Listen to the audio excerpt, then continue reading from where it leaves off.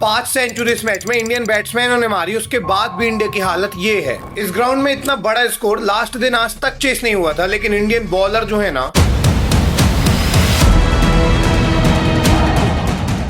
अब इस मैच में जब बुमराह खेल रहे हैं तब इंडिया नहीं जीती। अभी आने वाले 4 में से 2 मैच बुमराह तो खेलने भी नहीं वाले हैं। कमेंटेटर पूरे मैच बोलते रहे कि 100% ये मैच इंडिया ही जीतेगी, लेकिन लास्ट में क्या हुआ?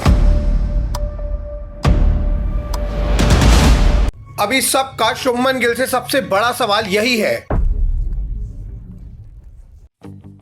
तेंदुलकर सीरीज जो है, इसका पहला मैच 20 जून से स्टार्ट होना था और 20 जून के दिन जब ये मैच स्टार्ट होता है तो सब लोगों की बहुत अलग अलग एक्सपेक्टेशन रहती है। वेल, इंडिया की पूरी नई स्क्वाड आई थी, नया कैप्टन, नया वाइस कैप्टन, इसलिए सब लोग देखना चाहते थे कि ये नई इंडियन टीम कैसा परफॉर्म करती है। साथ में बात ये भी थी कि पहली बार ऐसा होने वाला था जब शुभमन गिल, यशस्वी जायसवाल बिना विराट, बिना रोहित की कैप्टनसी में खेलने वाले थे। कमाल बात तो थी कि केएल राहुल तक ने बोला था कि मेरे करियर में आज तक ऐसा नहीं हुआ कि मैं टेस्ट क्रिकेट में ग्राउंड में आया हूँ और विराट रोहित में से कोई न रहा हो। कभी कभी दोनों रहा करते थे और कभी एक तो रहता ही था। पहली बार मैं बिना विराट, बिना रोहित के खेलने वाला हूँ, लेकिन क्रिकेट है, ये चलता रहता है और बिना विराट, बिना रोहित के भी हम जीतने का ट्राई करेंगे। ये सब यहाँ हो रहा था और दूसरी तरफ इंग्लैंड की टीम प्रिपेयर कर रही थी कि किस तरीके से इंडिया को हराया जाए। अब देखिए, जो मैच खेला जाना था ये हेडिंग्ले कार्नेगी में खेला जाना था और ये जो वेन्यू है ये बहुत ज्यादा इंपॉर्टेंट है, ये याद रखिएगा।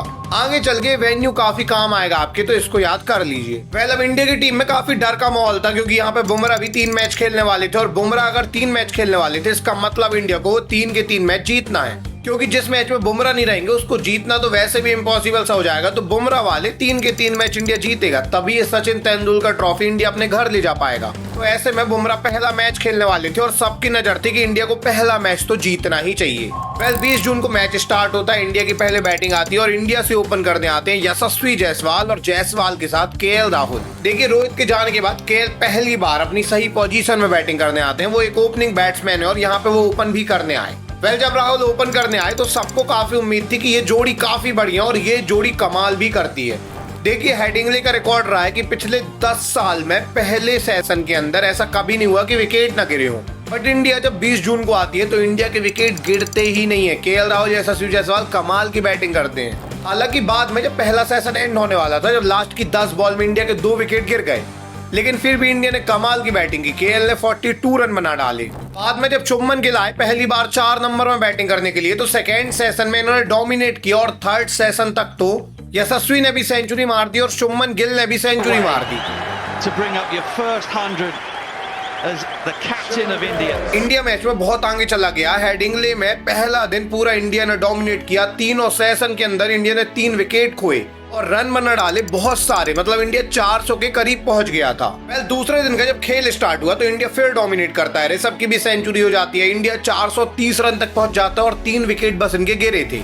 अब यहाँ से ऐसा लग रहा था कि इंडिया को अपनी पारी घोषित करनी पड़ेगी 500-600 रन में जाके, क्योंकि इंडिया ऑल आउट तो हो ही नहीं पाएगी। 430 में इनके 3 विकेट गिरे हैं, लेकिन 430 रन के स्कोर में पहले चौथा विकेट गिरता है शुभमन गिल का और इसके बाद पूरी की पूरी इंडियन टीम 471 में ऑल आउट हो जाती है। इंडिया जो पहले 430 रन में 3 विकेट बस गिरे हुए थे जिसके, उसके अगले 7 विकेट 50 रन के अंदर गिर गए और यहाँ से सबको समझ में आया कि यार इंडिया की डीप बैटिंग तो बिल्कुल भी डीप नहीं है, बल्कि बहुत ही बेकार है। वेल, फिर भी 471 रन का स्कोर नहीं था। सबको लगा कि इंडिया ने डोमिनेट किया और इंडिया सीरीज जीतेगी ही जीतेगी और ये मैच तो कंफर्म जीतेगी। पर इसके बाद जब इंग्लैंड की बैटिंग आई तो इंग्लैंड काफी आसानी से स्कोर बनाने लग गई। इंग्लैंड को खेलने में दिक्कत हो ही नहीं रही थी। प्रसिद्ध कृष्णा सिराज को ये ओडीआई जैसे रन बना रहे थे। सिर्फ जसप्रीत बुमराह थे जिनको इंग्लैंड खेल नहीं पा रही थी और बुमराह ही अकेले ऐसे बॉलर थे जो जब बॉलिंग करते थे तो लगता था कि यार पिच जो है वो बॉलिंग की है। जैसे ही बॉलिंग में सिराज आते, कृष्णा आते, तो लगता पूरी पिच जो है वो बैटिंग की बन गई है। हालत तो ये हो गई कि इस प्रसिद्ध कृष्णा को 20 ओवर में 128 रन पड़े, मतलब 6 का रन रेट भी नहीं था, उससे ज्यादा रन रेट था इनका। बुमराह की बॉल में इतने ज्यादा चांस बने कि अगर वो सब कैच लिए जाते तो बुमराह 8 विकेट लेके चले जाते। हालांकि ठीक है, बुमराह की बॉल में बहुत कैच छूटे, इसके बाद भी बुमराह 5 विकेट लेके चलेगा और इंडिया ने इंग्लैंड को 464 में रोक ही दिया। अब देखिए, इंग्लैंड ने भले काफी रन बना दिए थे, लेकिन फिर भी इंडिया लीड में ही था, भले ही 6-7 रन की लीड में रहा हो। और जब इंडिया की सेकेंड इनिंग स्टार्ट हुई तो यहाँ पे इंडिया ने अगेन डोमिनेट किया। अगेन ओपनर आए, केएल राहुल ने 137 रन मार दिए। एक बार फिर से ऋषभ पंत की सेंचुरी आ गई। इंडिया एक बार फिर से पूरा डोमिनेट करने लग गया। अगेन 300 रन तक इंडिया के 3 विकेट ही गिरे थे, बट इसके बाद इंडिया की फिर से वो डीप वाली बैटिंग कोलैप्स कर गई और इंडिया अगेन 364 में ऑल आउट हो गया। और अब जब आखिरी दिन का खेल बचा था तब इंग्लैंड को टारगेट मिला 371 रन का। अब देखिए, जब इंग्लैंड को 371 का टारगेट मिला तो सारे जो इंडिया के कमेंटेटर थे ये कहने लग गए कि 100% ये मैच इंडिया ही जीतेगी, कोई चांस ही नहीं बचता कि इंग्लैंड ये मैच जीत जाए। अब ये गलत भी नहीं बोल रहे थे, ऐसा इसलिए बोल रहे थे क्योंकि ये मैच जहां था इस वेन्यू में, मतलब हेडिंग्ले कार्नेगी में, यहाँ पे ये स्कोर कभी चेस नहीं हुआ। देखिए, हेडिंग्ले में सबसे बड़ा स्कोर जो चेस हुआ है वो 2021 में इंग्लैंड ने किया था ऑस्ट्रेलिया के खिलाफ 359 का। ये वही मैच था जहां पे बेन स्टोक्स ने कमाल की इनिंग खेली थी, लास्ट विकेट के लिए 70 रन जोड़ दिए थे और ये वो ऐसे सीरीज का मैच था, वो ऐतिहासिक मैच। बाकी उसके बाद कभी यहाँ पे 350 से ज्यादा का स्कोर चेस ही नहीं हुआ। 371 तक तो आज तक की हिस्ट्री में चेस नहीं हुआ था, इसलिए सबको क्लियर था कि यार यहाँ पे इंडिया मैच जीतेगी ही जीतेगी। एक चीज ये भी थी कि लास्ट दिन 370 रन बनाने अगर यहाँ पे जीतने जाएगी इंग्लैंड तो इनके विकेट गिरेंगे और आराम से खेलेंगे तो मैच ड्रॉ होगा। तो इंग्लैंड मैच तो नहीं जीतेगी, या तो ये ड्रॉ होगा या फिर इंडिया जीतेगी। बट लास्ट डे डकेट और क्रॉले ने कमाल कर दिया। सबसे पहला काम इन्होंने किया कि ये बुमराह को विकेट ही नहीं देते, आराम से बुमराह को खेल लेते हैं और उनको विकेट नहीं देते। और जब बुमराह को विकेट नहीं मिला तो बाकी बॉलर क्या ही करते। सिद्ध कृष्णा हो, सिराज हो, जडेजा हो, हर किसी में इन्होंने आराम से रन बनाए। डकेट ने अकेले 149 रन मार दिए, क्रॉले ने भी 65 रन मारे। एक समय हालत ये हो गई थी कि लग रहा था इंग्लैंड 10 विकेट से मैच जीतेगा। हालांकि बाद में कुछ गुच्छों में विकेट गिरे, जैसे प्रसिद्ध कृष्णा ने 2 विकेट साथ में लिए, बाद में शार्दुल आ गए, वो भी 2 विकेट लेके गए। लेकिन फिर भी इंग्लैंड ये मैच आसानी से जीत गई 5 विकेट से। इंग्लैंड ने अपने ग्राउंड में एक नया रिकॉर्ड बना दिया। आज तक इतना बड़ा स्कोर चेस नहीं हुआ था, लेकिन इंडिया के खिलाफ ये स्कोर चेस हो गया। बट ऐसा हुआ कैसे इंग्लैंड ये मैच जीत गए? Actually what went wrong with India. देखिए, जो सबसे बड़ा रीजन है इंडिया की हार का वो है इनकी डीप बैटिंग। इंडिया ने शार्दुल ठाकुर को सिर्फ इसलिए खिलाया ताकि इंडिया के पास डीप में बैटिंग हो जाए। ये इन्होंने इंग्लैंड को देखते हुए किया, क्योंकि इंग्लैंड के पास भी डीप में बैटिंग रखने के लिए उन्होंने ऐसे बॉलर खिलाए जैसे क्रिस वोक्स है, वो बैटिंग भी कर लेते हैं, बॉलिंग भी। तो इन्होंने शार्दुल को खिला तो लिया, लेकिन शार्दुल के जो स्टैट है वो बहुत खराब है। शार्दुल ने भले ही बॉलिंग से 2 विकेट लिए हों, लेकिन बैटिंग से इन्होंने कोई कंट्रीब्यूशन दिया ही नहीं। Catch gone, massive wicket. और 2 विकेट भी शार्दुल ने ऐसे लिए कि आप देखेंगे कि इन्होंने कोई ऐसी बॉल नहीं डाली कि वो स्विंग वगैरह हुई हो, डकेट मारने का, इसलिए वो कैच आउट हो गए। हैरी ब्रूक भी धोखे से एज लग गई उनकी, इसलिए वो आउट हो गए, इसलिए शार्दुल को 2 विकेट गिर गए। उन्होंने कोई बुमराह जैसे चौका के विकेट नहीं लिए कि उन्होंने अपनी दम पे बोल्ड वगैरह मारा हो, वो विकेट भी उनके ऐसे ही आ गए थे। दिक्कत ये थी कि शार्दुल की जगह अगर इंडिया कोई भी परमानेंट बॉलर खिलाती तो वो ज्यादा विकेट लेके जा सकता था, वो इम्पैक्ट डाल सकता था। लेकिन शार्दुल को 5 की ज्यादा के रन रेट से रन पड़े और इसके बाद 2 ही विकेट मिले। और इंडिया जो एक्सपेक्ट कर रही थी कि बॉलिंग तो कर लेंगे, वो इन्होंने की नहीं। और बैटिंग इंडिया इनसे ज्यादा एक्सपेक्ट कर रही थी कि डीप में बैटिंग होगी, वो तो और भी बेकार हो गई। इंडिया दोनों इनिंग के अंदर लास्ट के 7 विकेट 50 रन के अंदर खो देती है।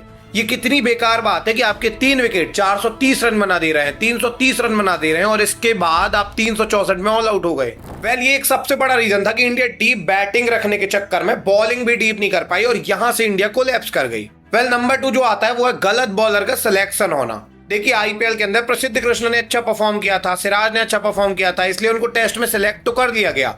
लेकिन अगर आप देखेंगे तो सिराज का ओवरऑल टेस्ट में एवरेज 32 का है। कल भी इनको कोई विकेट नहीं मिला। प्रसिद्ध कृष्णा को 2 विकेट तो मिले, लेकिन वो 2 विकेट किस काम के जब प्रसिद्ध कृष्णा 15 ओवर में 92 रन खा गए। दोनों इनिंग के अंदर प्रसिद्ध कृष्णा का जो रन रेट था रन खाने का वो 6 से ज्यादा का था।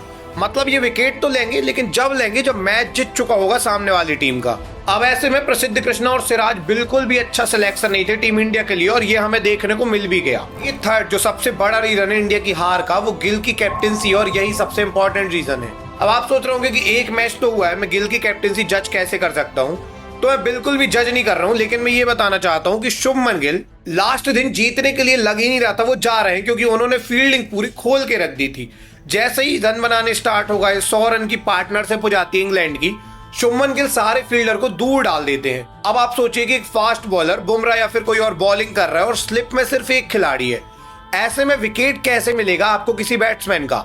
ये कोई ओडीआई मैच तो चल नहीं रहा है कि बैट्समैन 6 मारना जाएगा और बाउंड्री में कैच आउट हो जाएगा। ये टेस्ट मैच है जहां बैट्समैन कभी हवा में खेलेगा ही नहीं, अगर धोखे से लगेगा भी तो एज लगेगा।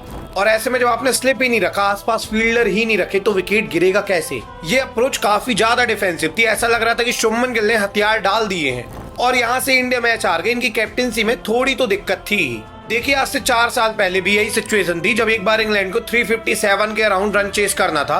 इन्होंने 100 रन जोड़ दिए थे, लेकिन तब कोहली कैप्टन थे और उन्होंने क्या किया था, उन्होंने पूरी फील्डिंग पास कर दी, 4-4 स्लिप डाल दी और अग्रेसिव हो गए। वो एक तरफ शुभमन जो डिफेंसिव हो रहे हैं, कोहली उस सिचुएशन में अग्रेसिव हो गए और इंडिया ने वो मैच 157 रन से जीता था। इवन कोहली हमेशा डीप बैटिंग के लिए नहीं जाते थे, वो शार्दुल जैसे प्लेयर को नहीं खिलाते थे, बल्कि इनकी जगह परमानेंट बॉलर रखते थे। विराट कोहली की कैप्टनसी में हमेशा 4 फास्ट बॉलर परमानेंट खेला करते थे, लेकिन यहाँ पे क्या हो गया है कि एक डीप बैटिंग रखने के चक्कर में 3 परमानेंट बॉलर है, प्रसिद्ध कृष्णा, मोहम्मद सिराज और जसप्रीत बुमराह, और चौथे बॉलर के रूप में आप ऐसा बॉलर रख रहे हैं जो बैटिंग भी कर सके। अब वो ना बैटिंग कर पा रहा है ना बॉलिंग। ये हार हजम नहीं होगी किसी भी भारतीय को। वैसे ये कुछ रीजन थे जिसके चलते इंडिया मैच हार गई, पर आपको क्या लगता है कि इंडिया आने वाले टाइम में मैच जीतेगी, सीरीज जीत सकती है, ऐसा कोई चांसेस है भी? कमेंट सेक्शन में जरूर से बताइए। मिलेंगे किसी अगली वीडियो में, तब तक आप ये वाली वीडियो जरूर से देख लीजिएगा। मिलेंगे किसी अगली वीडियो में, तब तक के लिए धन्यवाद।